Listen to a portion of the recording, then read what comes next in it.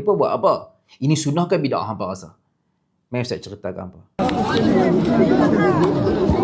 Sebenarnya amalan macam ni, pergi dekat multazam, duduk dekat multazam, hampa tempek badan hampa ni pergi duduk tu tekak, tempek macam cicak dekat cermin tu.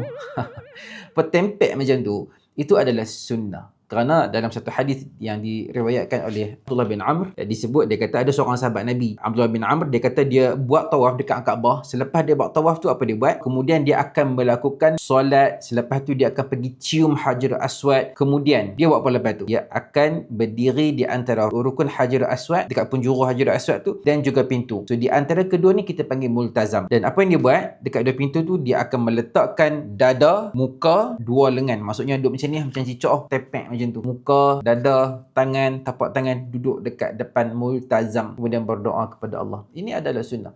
Share video ini kepada kawan-kawan. Kalau hampa belajar sesuatu, komen Alhamdulillah.